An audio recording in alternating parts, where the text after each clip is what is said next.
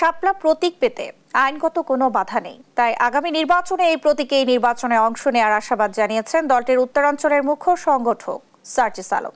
সোমবার দুপুরে নাটোরে এনসিপির সমন্বয় সভায় তিনি এই কথা বলেন। সার্জিস বলেন, এনসিপিকে শাপলা প্রতীক না দেয়া হলে সম্পূর্ণ আস্থা হারাবে নির্বাচন কমিশন। যে মার্কাগুলো হাসির খোরাক যোগায় সেসব মার্কা তালিকা থেকে বাদ দিতে ইসিকে অনুরোধ করা হবে বলে জানান তিনি। এ সময় ৩ পার্বত্য জেলাকে বাংলাদেশের অংশ জানিয়ে সার্জিস বলেন, সার্বভৌমত্বের সাথে আপোষের কোনো সুযোগ নেই।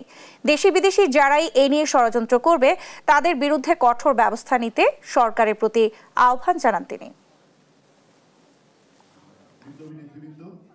আমাদের এই ন্যায়সঙ্গত অধিকারটা আমাদেরকে না দেয়, এনসিপিকে শাপলা প্রতীক না দেয়, আমরা মনে করি এই নির্বাচন কমিশন আগামী নির্বাচন কমিশন হিসেবে কাজ করার সম্পূর্ণ আস্থা হারিয়ে ফেলে। একটা দলকে একটা মার্কা দেওয়ার মতো মেরুদণ্ড দেখাতে পারে না যে নির্বাচন কমিশন, সেই নির্বাচন কমিশনের কাছে একটা দেশের জাতীয় নির্বাচন, তা আবার অভ্যুত্থান পরবর্তী বাংলাদেশে আমরা কিভাবে আস্থা রাখবো?